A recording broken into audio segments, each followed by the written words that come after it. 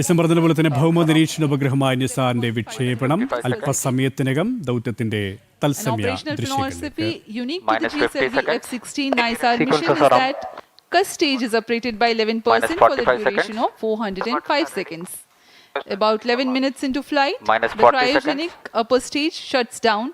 The satellite NISAR is separated to be injected into an altitude of 745.5 kilometers with a relative velocity of 7.57 kilometers per second. Minus 25 seconds. We are mere 25 seconds from the launch. All the movies open.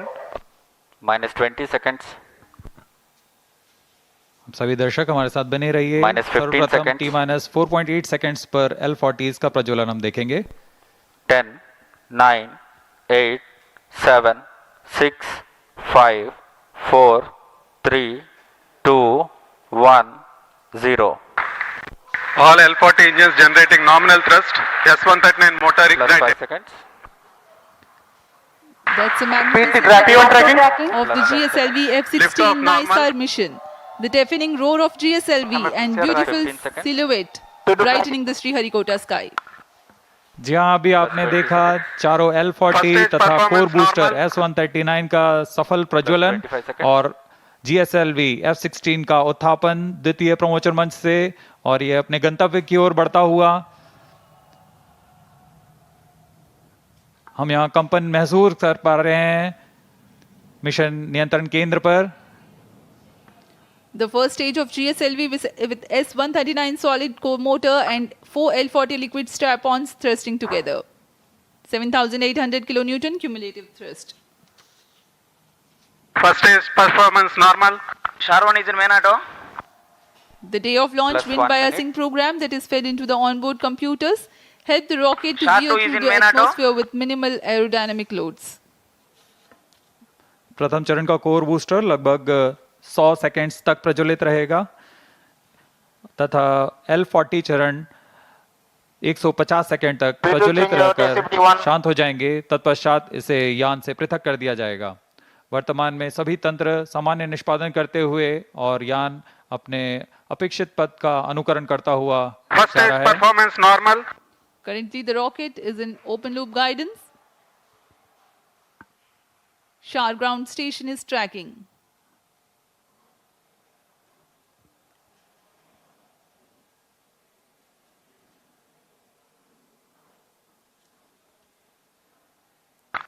S139 burnout. Core booster का प्रज्वलन समाप्त हो चुका है. Here Plus we have 2 an minutes. announcement from the range operations director that the booster has stopped its operation. The 4 L40s are thrusting still. First stage performance normal. प्रथम चरण का कार्य निष्पादन पूरी तरह सामान्य. यान उद्दिष्ट दिशा की ओर अग्रसर होता हुआ. वर्तमान में प्रथम चरण प्रज्वलित है. L40s प्रज्वलित हैं. इनका कुल कार्यकाल 150 सेकंड का होगा. L40 shut off. GS2 ignited. GS1 separated. 1S. IS 1/2 main separated. जी हाँ, अभी आपने सुना रेंज ऑपरेशन निदेशक ने इसकी पुष्टि की है. प्रथम चरण को सफलतापूर्वक यान से पृथक किया जा चुका है Payload तथा fairing separated. द्वितीय चरण का प्रज्वलन शुरू हो चुका है. Marking Closed loop the guidance milestone of initiated. the flight, the GS1 has undergone a hot separation and GS2 commenced its operation and thrusting nominally. The payload fairing has also been separated and closed loop guidance has been initiated. जी हाँ, इस दौरान Second stage performance यान normal. वातावरण से बाहर जा चुका है, इसलिए पेलोड फेयरिंग या ऊष्मा कवच की आवश्यकता नहीं रहती, इसलिए इसे यान से पृथक कर दिया जाता है. और अब यान क्लोज लूप गाइडेंस के अंतर्गत है और स्वतः ही अपना दिशा निर्धारण कर रहा है. Powered by the Vikas engine that uses the Earth storable propellant combination of UH-25 and N2O4, the second stage of GSLV develops 846 kilonewton thrust in vacuum. Burn time for this mission of GS2 is 140 seconds. Plus 4 minutes. दर्शकों का उत्साह देखते ही बनता है यहाँ पर। सभी Second उत्साहित stage इस रोमांचन performance को लेकर। normal. द्वितीय चरण सामान्य निष्पादन करता हुआ अग्रसर है अपने उद्देश्य कक्षा की ओर।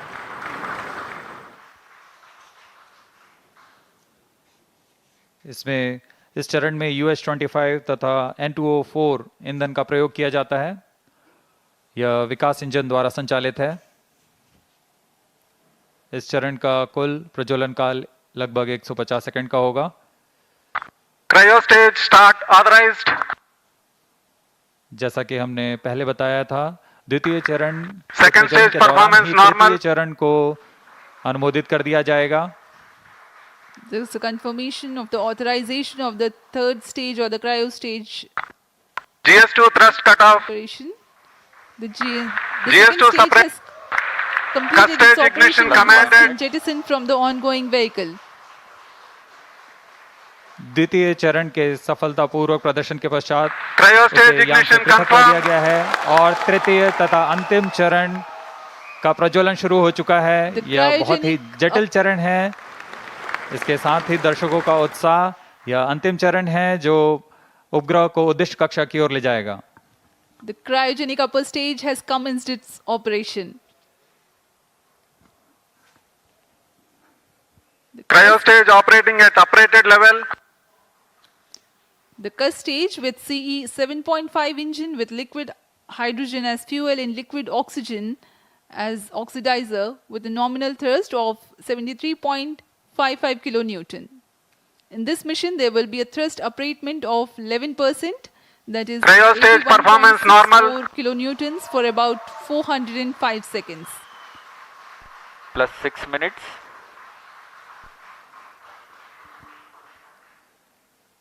वर्तमान में तृतीय चरण क्रायो अपर स्टेज कार्यरत है।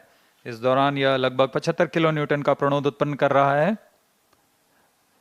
यह चरण लगभग 850 सेकेंड्स तक जारी रहेगा।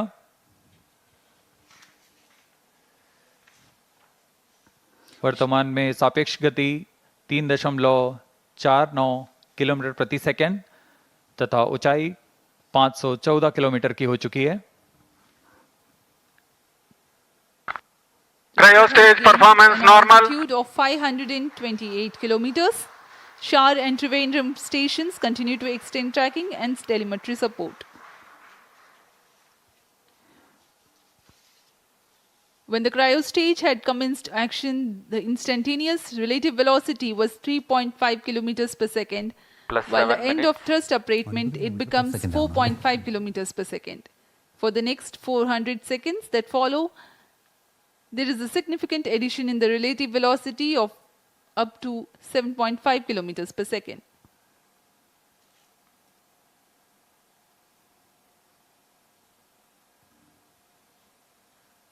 Cryo stage performance normal. सभी विशिष्ट वैज्ञानिक यहाँ उपस्थित इस घटना के साक्षी बनने के लिए।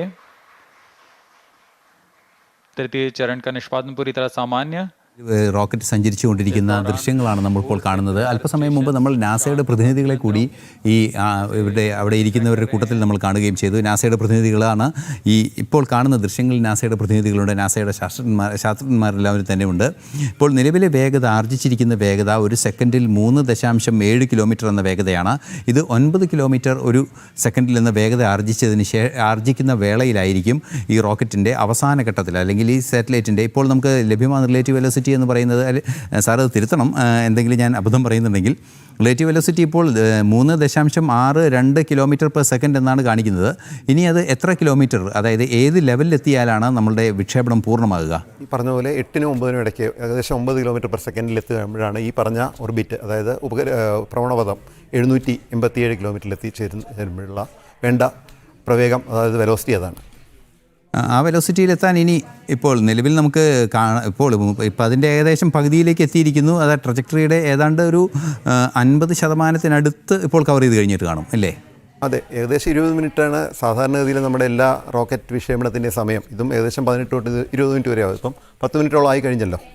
ഇപ്പോൾ നിലവിൽ നമുക്ക് ലഭ്യമാകുന്ന സൂചനകൾ അനുസരിച്ച് 676 കിലോമീറ്റർ ഉയരത്തിൽ എത്തിക്കഴിഞ്ഞു റോക്കറ്റ്. അതായത് ഭൂമിയിൽ നിന്നും ഭൂമിയുടെ പ്രതലത്തിൽ നിന്നും 676 കിലോമീറ്ററിലേക്ക് എത്തിക്കഴിഞ്ഞു. ഇനിയും തുടർന്നും സഞ്ചരിച്ചു കൊണ്ടിരിക്കുകയാണ്. ആ സഞ്ചാരപഥത്തിലാണ് റോക്കറ്റ്. ഇപ്പോൾ നമ്മൾ ഈ ദൃശ്യങ്ങളിൽ കാണുന്ന സാറ്റലൈറ്റ്, മുകളിൽ കാണുന്ന ആ സാറ്റലൈറ്റ് ഭാഗം വേർപെടേണ്ടതുണ്ട്. ഇപ്പോൾ ക്രയോജനിക് എഞ്ചിൻ ശക്തമായി പ്രവർത്തിക്കുന്നു. അതിൻ്റെ വേഗത അല്ലെങ്കിൽ ഈ റിലേറ്റീവ് വെലോസിറ്റി എന്ന് പറയുന്നത് 3.7 കുറേ കൂടി കടന്നു പോകുന്നുണ്ട്. ഇപ്പോൾ നമുക്ക് 3.82 എന്നൊരു ഡാറ്റ, 83 എന്ന ഒരു ഡാറ്റ ലഭ്യമാകുന്നുണ്ട്. 706 കിലോമീറ്റർ ഓൾട്ടിറ്റ്യൂഡിൽ സഞ്ചരിച്ചു കൊണ്ടിരിക്കുകയാണ് എന്നും മനസ്സിലാക്കുന്നു. അത്തരത്തിലിപ്പോൾ റോക്കറ്റ് അതിൻ്റെ വിജയപഥത്തിലേക്ക് സഞ്ചരിച്ചു കൊണ്ടിരിക്കുമ്പോൾ ദൃശ്യങ്ങളിൽ കാണുന്ന ഗ്രാഫിൻ്റെ ഒരു അവസാന ഘട്ടത്തിലേക്ക് എത്തുമ്പോഴാണ് ഈ ലോഞ്ച് സക്സസ്ഫുൾ ആവുക എന്നാണ് മനസ്സിലാക്കാൻ സാധിക്കുന്നത്. ഇപ്പോൾ അതിൻ്റെ ഓരോ ഘടകങ്ങൾ കൃത്യമായും മുന്നോട്ട് പോകുന്നുണ്ട് എന്ന് തന്നെയാണ് മനസ്സിലാക്കാൻ സാധിക്കുന്നത്. സുരേഷ്. യെസ്, ഇപ്പോൾ ശ്രീ ജി നാഗേശ്വരൻ, മുൻ ISRO ശാസ്ത്രജ്ഞനും കൂടി നമ്മോടൊപ്പം ചിരിക്കുകയാണ്. ശ്രീ നാഗേശ്വരൻ ജി, സാർ കേൾക്കാമോ? കേൾക്കാം. നമസ്കാരം. നമസ്തേ സാർ. ഇപ്പോൾ സൂചിപ്പിച്ചതുപോലെ തന്നെ നിസാറിന്റെ വിക്ഷേപണം അത് ഒരു വിജയപഥത്തിലേക്ക് എത്തുകയാണല്ലേ? വിജയപഥത്തേക്ക് എത്തിക്കൊണ്ടിരിക്കുകയാണ്. നമുക്ക് ഈ ഗ്രാഫ് കാണുമ്പോൾ തന്നെ അറിയാം, അത് കൃത്യമായിട്ട് നമ്മൾ നേരത്തെ പ്ലാൻ ചെയ്തത് അതേപോലെ പോയിക്കൊണ്ടിരിക്കുകയാണ്. അതുകൊണ്ട് കൃത്യമായിട്ട് ചേരും. ഇവിടെ വേറെ ഒരു പ്രയാസമില്ല. ആദ്യമായിട്ട് വിനോദ് കുമാർജിക്ക് ഒരു നന്ദി രേഖപ്പെടുത്തുകയും ഒരു നമസ്കാരം പറയുകയും ചെയ്യുന്നു. പുള്ളിയുടെ വിവരങ്ങളൊക്കെ കേട്ടുകൊണ്ടിരുന്നത് ഈ എൽ ബാൻഡും എസ് ബാൻഡും റഡാറിന്റെ പ്രവർത്തനങ്ങളൊക്കെ എങ്ങനെ ഉണ്ടെന്നുള്ള കാര്യങ്ങൾ വളരെ കൃത്യമായിട്ടും വളരെ ഡീറ്റെയിൽ ആയിട്ടും പറഞ്ഞു കൊടുത്തത് നല്ല ഇൻട്രസ്റ്റിംഗ് ആയിരുന്നു. നമസ്കാരം നാഗേശ്വരൻ. താങ്കൾ ഇപ്പോൾ US ലാണല്ലേ? US-ലാണ് പക്ഷേ. ശരി, പറഞ്ഞോളൂ. നാഗേശ്വരൻ സാർ, ഐസൻ ജോസാണ് സംസാരിക്കുന്നത്. നമസ്കാരം Aisen Jose. How are you? I am fine sir. ഇപ്പോൾ നമുക്ക് ലഭ്യമാകുന്ന വിവരങ്ങളനുസരിച്ച് ഏത് ലെവലിലാണ് ഇപ്പോൾ ആ വേഗത കൃത്യം ആർജിച്ച് കഴിഞ്ഞിരിക്കുന്നു എന്ന് മനസ്സിലാക്കാൻ സാധിക്കുന്നു. ഇനിയത്തെ ഘട്ടങ്ങൾ ഏതൊക്കെയാണ്? ഇനി എന്താണ് ഇതിൻ്റെ അടുത്ത ഓരോ സ്റ്റെപ്പുകൾ, അടുത്ത മിനിറ്റുകളിൽ എന്താണ് സംഭവിക്കുക? ഇപ്പോൾ നമുക്ക് ദൃശ്യങ്ങളിൽ കാണുന്നത് നാസയുടെ ശാസ്ത്രജ്ഞരും അവിടെ നിന്ന് നാസയിൽ നിന്നുള്ള പ്രതിനിധികളുമാണ്. Okay, Nageswaran sir. ക്രയോജനിക് സ്റ്റേജിന് ആദ്യം വെലോസിറ്റി വളരെ കുറവായിരിക്കും, അതായത് ആക്സലറേഷൻ കുറവായിരിക്കും. എന്ന് വെച്ചാൽ അതിന്റെ ത്രസ്റ്റും അപ്പോൾ കൊണ്ടുപോകേണ്ട ഭാരമും കൂടുതലായതുകൊണ്ട് അത് പതിയെ എങ്ങനെ കൂടി വരും. ഒരു പകുതിയോളം ക്രാസ് ചെയ്യുമ്പോൾ അതിന്റെ ആക്സലറേഷൻ നല്ല 3-4 മീറ്റർ പെർ സെക്കൻഡ് അതിന് കൂടുതലാവും, G ആവാൻ പോണ്. അങ്ങനെ ആവുമ്പോൾ നല്ല സ്പീഡ് പെടപെടാൻ കിട്ടിക്കളയും. ഇപ്പം ഇനി ഇവിടെ ക്രയോജനിക് സ്റ്റേജിനെ സംബന്ധിച്ച് വേറെ പ്രത്യേകിച്ച് ഒന്നുമില്ല. ഇനി ഇപ്പം അത് അപ്പറേറ്റഡ് കണ്ടീഷൻ എന്ന് പറയേണ്ടത്, അതായത് ഒരു 13% നോർമൽ ത്രസ്റ്റിനെക്കാട്ടിലും 13% കൂടുതൽ ത്രസ്റ്റിലാണ് പ്രവർത്തിച്ചുകൊണ്ടിരിക്കും.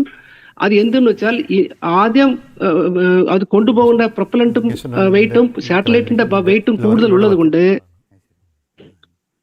അതിന് ത്രസ്റ്റിലായിട്ടുള്ള ലെവൽ കൂടുതൽ വേണം.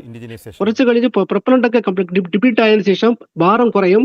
പിന്നെ അതിനെ ത്രസ്റ്റ് കുറച്ചിട്ട് നോർമൽ ത്രസ്റ്റിൽ കൊണ്ടുപോകും. അതിന്റെ സംഭവമാണ് ഇനി നടക്കാൻ പോകുന്നത്. ഏകദേശം 400 സെക്കൻഡോളം ഓപ്പറേറ്റഡ് കണ്ടീഷനിൽ പ്രവർത്തിച്ചിട്ട് അതിനുശേഷം നോർമൽ ത്രസ്റ്റിൽ പ്രവർത്തിക്കും. അത് ഒരു 300 സെക്കൻഡ് 400 സെക്കൻഡ് വരെ അത് പ്രവർത്തിക്കും. കൃത്യമായിട്ടുള്ള വെലോസിറ്റി കിട്ടും. മെഷീൻ അനുസരിച്ച് കാണുമ്പോൾ നമുക്ക് കൃത്യമായിട്ട് കാണാൻ പറ്റുന്നുണ്ട്. കറക്റ്റായിട്ട് സാറ്റലൈറ്റ് വിക്ഷേപണ പ്രവർത്തനം നടക്കും.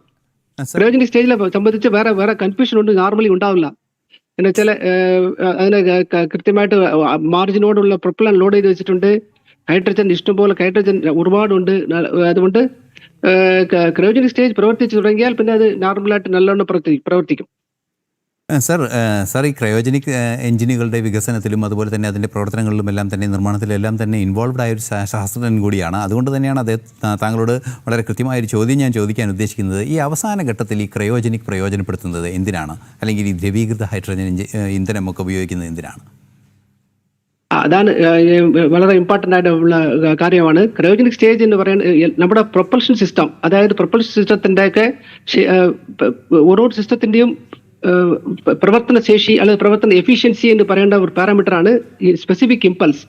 അതായത് ഈ ക്രയോജനിക് സ്റ്റേജിൽ ഹൈഡ്രജനും ഓക്സിജനും ഉപയോഗിക്കുന്നത് കൊണ്ട് നമുക്ക് 1 കിലോഗ്രാം ഫോഴ്സ് ത്രസ്റ്റ് ഡെവലപ്പ് ചെയ്യാനായിട്ട് ഏറ്റവും കുറഞ്ഞ ചെലവിൽ, അതായത് കുറഞ്ഞ ഫ്ലോ റേറ്റ് ലിക്വിഡ് ഹൈഡ്രജനും പ്രൊപ്പലന്റ് ഉപയോഗിച്ച് കൂടുതൽ ത്രസ്റ്റ് ഉണ്ടാക്കാനുള്ള ശേഷിയാണ് സ്പെസിഫിക് ഇമ്പൾസ്. അത് ഏറ്റവും കൂടുതൽ കിട്ടുന്നത് ക്രയോജനിക് സ്റ്റേജിലാണ്. അതുകൊണ്ട് എന്ത് ഗുണമെന്ന് വെച്ചാൽ കുറച്ച് പ്രൊപ്പലന്റ് കൊണ്ട് വെച്ച് തന്നെ നമുക്ക് കൂടുതൽ ഫോഴ്സ് ജനറേറ്റ് ചെയ്യും. ആ ഫോഴ്സ് കൊണ്ട് ഒരുപാട് നേരം പ്രവർത്തിക്കാൻ പറ്റുകയും ചെയ്യും. ഇപ്പം ഈ നമ്മൾ കണ്ടുവരുമ്പോൾ ഇപ്പോൾ 14 ടൺ പ്രൊപ്പലന്റ് ഇതിൽ ക്രയോജനിക് സ്റ്റേജിൽ ഉള്ളത്. അത് ഏകദേശം 800 സെക്കൻഡോളം നോർമലായിട്ട് ഈ ത്രസ്റ്റ് ലെവലിൽ കത്താൻ 800 സെക്കൻഡോളം കത്താനുള്ള പ്രവർത്തിക്കാനുള്ള സംവിധാനം അതിനുണ്ട്. ഇതേപോലെ നമുക്ക് ലിക്വിഡ് സ്റ്റേജ് ഉണ്ടായിരുന്നെങ്കിൽ ഇതേ ത്രസ്റ്റ് ലെവലിൽ ഇതേ പ്രൊപ്പലന്റ് ലോഡ് ചെയ്താൽ നമുക്ക് ചിലപ്പം 500 സെക്കൻഡേ പോകാൻ പറ്റത്തുള്ളൂ. ഇത് 300 സെക്കൻഡ് കൂടുതൽ നമുക്ക് സമയം കിട്ടുന്നത് എന്തുകൊണ്ടെന്ന് വെച്ചാൽ ഹൈഡ്രജനും ഓക്സിജനും ഉള്ള പ്രൊപ്പലന്റ് നമുക്ക് കോമ്പിനേഷൻ നമ്മൾ ഉപയോഗിക്കുന്നത് കൊണ്ട് അതാണ് അതിൻ്റെ ഏറ്റവും ഇമ്പോർട്ടൻ്റ് ആയിട്ടുള്ള അവസാന ഘട്ടത്തിലേക്ക് ഉപയോഗിക്കുന്നത്. കുറച്ച് പ്രൊപ്പലന്റ് കൊണ്ട് ഒരുപാട് ത്രസ്റ്റ് ജനറേറ്റ് ചെയ്ത് കൂടുതൽ സമയം നമുക്ക് ലോഞ്ച് വെഹിക്കിളിനെ നമ്മുടെ ഉദ്ദേശിച്ച വെലോസിറ്റിയിലേക്ക് എത്തിക്കാനുള്ള കപ്പാസിറ്റി കിട്ടും. അതാണ് മെയിനായിട്ട് ക്രയോജനിക് സ്റ്റേജിൻ്റെ ഉള്ളത്.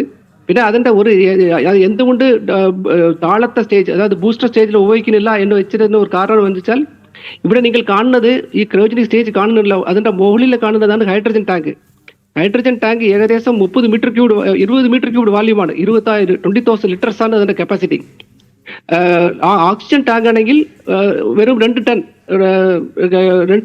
2 മീറ്റർ ക്യൂബ് 2000 ലിറ്റർ ഓക്സിജൻ ടാങ്കാണ് താഴെ ഇരിക്കുന്നത്. ഈ ഹൈഡ്രജന്റെ ഡെൻസിറ്റി എന്ന് പറയുന്നത് വളരെ വളരെ കുറവായത് കൊണ്ട് 1 കിലോഗ്രാം ഹൈഡ്രജനെ കൊണ്ടുപോകണമെങ്കിൽ നമുക്ക് 15 ലിറ്റർ വാല്യൂം വേണം. ഇപ്പോൾ 1 കിലോഗ്രാം വെള്ളം കൊണ്ടുപോകണമെങ്കിൽ 1 കിലോഗ്രാം വെള്ളം 1 ലിറ്റർ വെള്ളത്തിൽ വാല്യൂമിൽ അടങ്ങും. പക്ഷേ 1 കിലോഗ്രാം ഹൈഡ്രജൻ വേണമെങ്കിൽ 15 ലിറ്റർ വാല്യൂം വേണം. അതുകൊണ്ടാണ് ബൂസ്റ്റർ സ്റ്റേജിൽ വെച്ചാൽ അതിന്റെ സ്ട്രക്ചറൊക്കെ വലിയ സൈസിലായിരിക്കുമ്പോൾ അതുകൊണ്ടാണ് ബൂസ്റ്ററായിട്ട് കൂടുതൽ ഉപയോഗിക്കാത്തത്. അപ്പർ സ്റ്റേജിൽ നമുക്ക് കോംപ്രമൈസ് ചെയ്യാം. ഈ നമുക്ക് കപ്പാസിറ്റി അതിന്റെ ത്രസ്റ്റ് ഇമ്പൾസ് കൂടുതൽ വേണം എന്നുള്ളത് കൊണ്ടാണ് ക്രയോജനിക് സ്റ്റേജ് ഉപയോഗിക്കുന്നത്. ഇപ്പോൾ അതിൻ്റെ റിലേറ്റീവ് വെലോസിറ്റി 5.82, അതായത് 7.8 എന്ന് പറയുന്ന പോയിന്റിലേക്ക് എത്താൻ ഇനി അധികം സമയം വേണ്ടി വരില്ല അല്ലേ? വരില്ല.